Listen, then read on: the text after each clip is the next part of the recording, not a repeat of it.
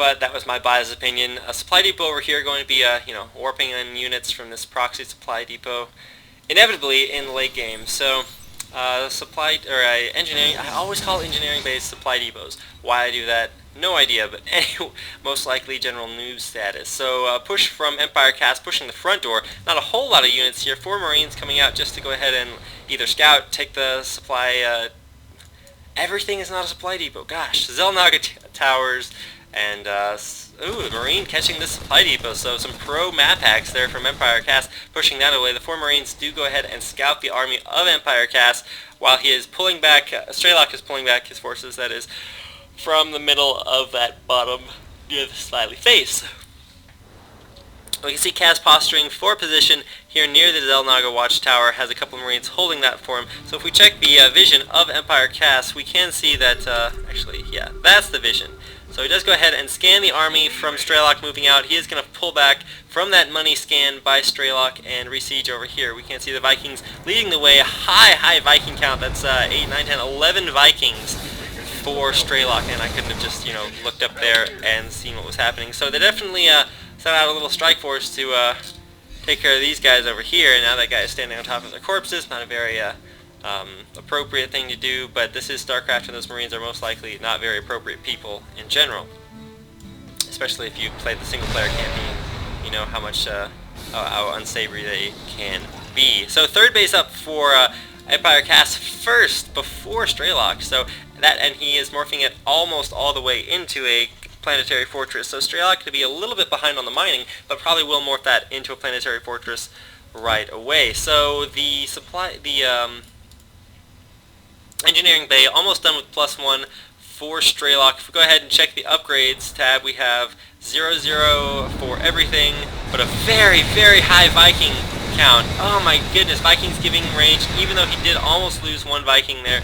He is going to go ahead and drop the siege tanks over, ferrying them into Kas's main base. Kas is going to go for a little bit of a flank. Needs to take these Marines with his army, not leave them just sitting right there. And he's going to move in for the flank. The Vikings doing massive damage to the Air Force. There is less air for Empire.Kas, but is able to take that out with the Marines and the Viking actually providing a lot of extra additional damage. So 2 tanks on the high ground here for Strelok. Kas is out of position. He does have all of these Vikings. Needs to go ahead and land them, as they will absolutely annihilate every single one of those Marines. Landing the Vikings, yes, and he's going to run the Vikings, and the Vikings so good against Marines. Marines running away, Vikings pushing into the main base of Kas, and right now I'm not sure what there is that he can do. He does have a 4th command center building, so he will be on equal number of bases if he does go ahead and lose this, but SCV's coming off the line for Empire.Kas, going to be pushing us out, and Strelok goes ahead and falls back out of that base. So a substantial number of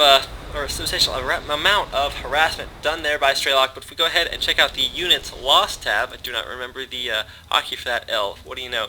We see that Strelok is way ahead as far as units lost, almost double the units of Empire.Kas. So Strelok moving into the middle. The 4th expansion. Oh, but these strike force and Marines going to catch the main running SCVs. Oh my goodness, so pro, going to get absolutely wiped out. Look at those guys. Roasty toasty Marines and a little SCV corpse over there. So a couple Marines for a couple SCVs. I guess that's a fair trade. But if we go ahead and check out the income tab, we see that Strelok is way ahead of Empire.Kas by about 10 harvesters. Exactly 10, right as I say that.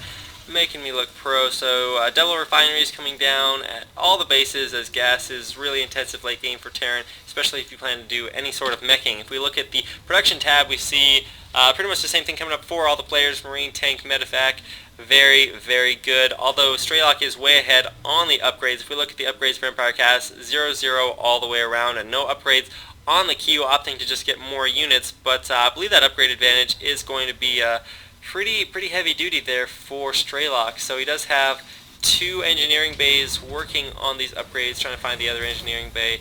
Cannot do it. It's around there somewhere, but troops moving out in the middle. Scan for Empire.Kas does absolutely obliterate all those Marines and the siege tanks. So money scan there from Kas, getting a perfect placement on Strelok's army. Strelok going to start his Viking flower up there to give his tanks extra vision, and right now this little force of stuff has got to get it done. His Kas is going to go for a drop across the bottom. Did not leave that SCV there for Strelok, so that is going to make it a little bit harder to see this coming. Wow, apologize for that. That was a bad one. So a little bit of a forces posturing up here. It looks like Kas going to get the lower hand up top. Those purple Marines? No, those are their bloody skeletons. Oh my goodness. Did not realize there was that kind of realism involved in here. These Marines are going to be moving up here. Missile turret not up yet. Marines from Empire.Kas moving straight into Strelok's base. They're going to get massive, massive damage done, but the tank force is moving in, going to be taking out this 4th base, sieging on the ramp, going to be attacking these sieging tanks from Strelok, obliterating Strelok's Marines. Siege position on this ramp is so good. Marines, yeah, it does need to lift that off, or it will go down. Looks like the command center is going to go down. Command center goes down. So right now, Strelok on 2 bases, Kas on 4.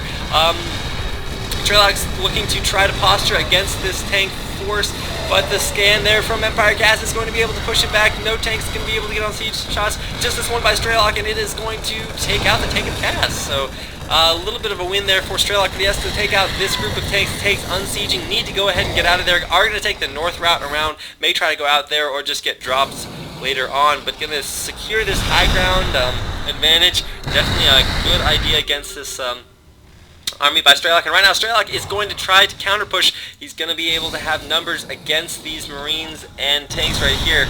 Does need to siege. Oh my goodness, the Marines going to get in on the unsieged tanks. There's not enough forces there for Strelok. Strelok landing some of his Vikings to take additional hits for his tanks, but all the tanks go down for Strelok. He's only on 2 bases, and Strelok GG's. So Empire.Kas winning his semifinal game against Strelok, moving on to the grand finals. I will cast that game right now. Thanks for watching, guys. Hope you enjoyed. Thumbs up, subscribe, whatever you want to do, and I will see you guys in the finals. GG.